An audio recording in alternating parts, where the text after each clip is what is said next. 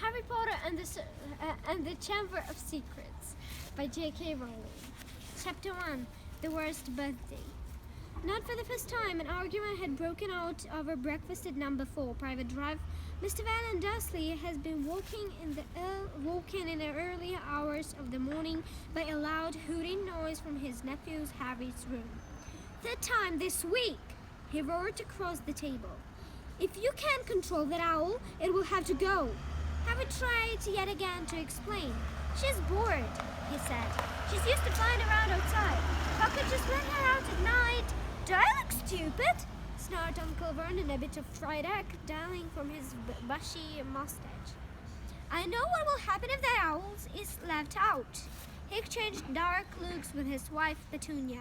Harry tried to argue back, but his words were drowned by a long, loud belch from the Dursley's son, Dudley. "I want more bacon." "There's more in the frying pan, sweetums," said Aunt Petunia, turning misty eyes on her massive son. "We must feed you up while we've got the chance. I don't like the sound of that school food." "Nonsense, Petunia. I never went hungry when I was at Smeltings," said Uncle Vernon heartily. "Dudley gets enough, don't you, son?" Dudley, who was so large his bottom drooped over either side of the kitchen chair, grinned and turned to Harry. "Pass the frying pan. You've forgotten the magic word," said Harry irritably. The effect of his simple sentence on the rest of the family was incredible. Dudley gasped and fell off his chair with a crash that shook the whole kitchen. Mrs. Dursley gave a small scream and clapped her hands to her mouth. Mr. Dursley jumped to his feet, veins throbbing in his temples. "I meant please," said Harry quickly. "I didn't mean—" "What have I told you?" thundered his uncle, spraying spit over the table.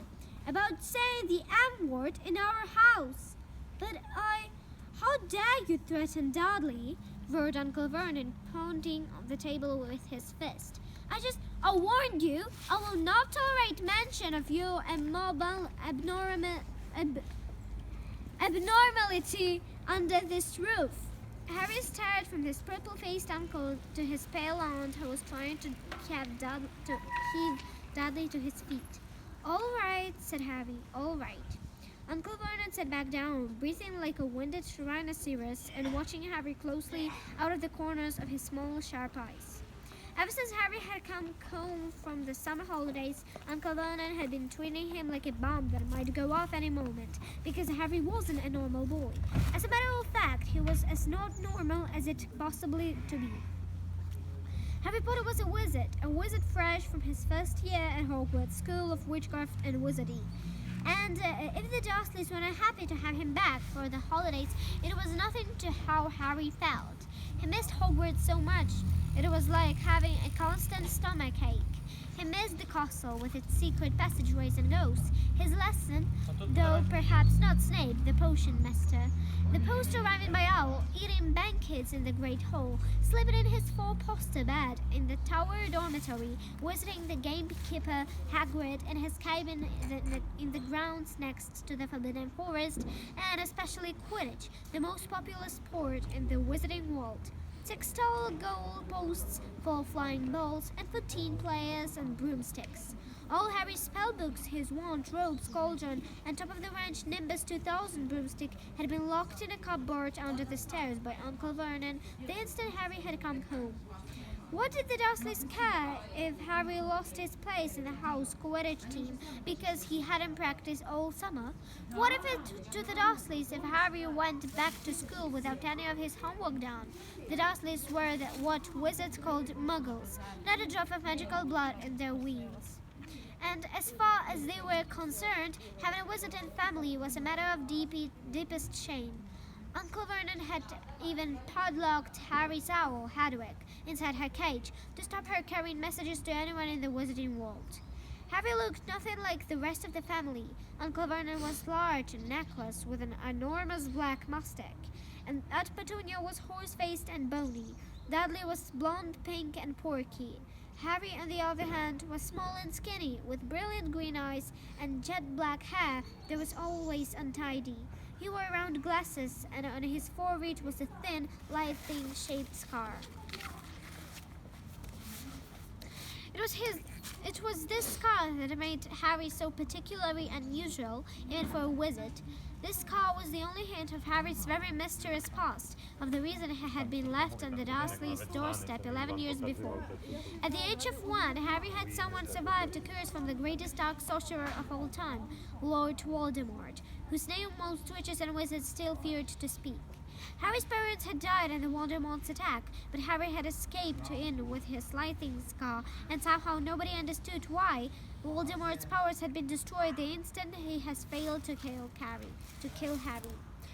So Harry had been brought up by his dead mother's sister and her husband. He had spent 10 years with the Dursleys, never understanding why he kept making odd things happen without meaning to, believing the Dursley story that he had got his scar in the car crash which had killed his parents. And then, exactly a year ago, Hogwarts had written to Harry and the whole story came out. Harry had taken up his place at a wizard school where he and his scar were famous. But now the school year was over and he was back in with the Dursleys for the summer, back to being treated like a dog that had rolled in something smelly. The Dursleys hadn't even remembered that today happened to be Harry's 12th birthday. Of course, these hopes hadn't been high. They never gave him a proper present, let alone a cake, but to ignore it completely. In a moment, Uncle Vernon cleared his throat importantly and said, "Now, as we all know, today is a very important day." Harry looked up, hardly daring to believe it.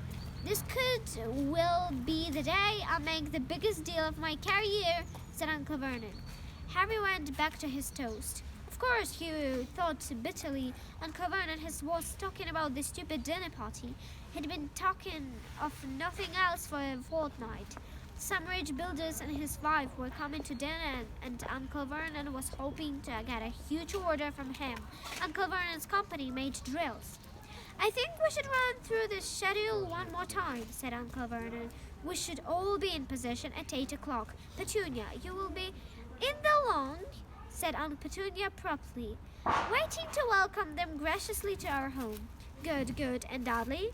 "I'll be waiting to open the door." Dudley put a full, simpering smile. "May I take your coats, Mr. and Mrs. Mason?" "They would love him," cried Aunt Petunia rapturously. "Excellent, Dudley," said Uncle Vernon. Then he rounded on Harry. "And you?" "I'll be in my bedroom making no noise and pretending I'm not here," said Harry tonelessly. "Exactly," said Uncle Vernon nastily. "I will lead them into the lawn, introduce you, Petunia, and pour them drinks. At 8:15, I will announce dinner," said Aunt Petunia. "And Dudley, you will say, 'May I take you through to the dining room, Mrs. Mason?'" said Dudley, offering his fat arm to an invisible woman. "My perfect little gentleman," sniffed Aunt Petunia. "And you?" said Uncle Vernon viciously to Harry. "I'll be in my room making no noise and pretending I'm not here," said Harry dully. Preciously. "Now, we should aim to get in a few good compliments at dinner. Petunia, any ideas?" "Vernon tells me you're a wonderful golfer, Mr. Mason." "Do tell me when you bought your dress, Mrs. Mason." "Perfect, Dudley." "How about we had to write an essay about our hero at school, Mr. Mason, and I wrote about you." This was too much for both Aunt Petunia and Harry. Aunt Petunia burst into tears and hugged her son, while Harry ducked under the table so they wouldn't see him laughing. "And you, boy?" Harry fought to keep his face straight as he emerged. "I will be in my room making no noise and pretending I'm not here," he said. "Too right you will," said Uncle Vernon forcibly. "The Masons don't know anything about you, and it's going to stay that way. When dinner's over, you take Mrs. Mason back to the lounge for coffee, Petunia, and I will bring the subject round to drills. With any luck, I will have the deal signed and sealed before the news at 10. We will be shopping for a holiday home in Majorca this time tomorrow." Harry couldn't feel too excited about this. He didn't think the Dudleys would like him any better in Majorca than they did in Private Drive. "Right! I'm off into town to pick up the dinner jackets for Dudley and me. And you," snorted Harry, "you stay out of your aunt's way while she's cleaning." Harry left through the black door. It was a brilliant, sunny day. He crossed the lawn, slumped down on the garden bench, and sang under his breath, "Happy birthday to me." Happy birthday to me.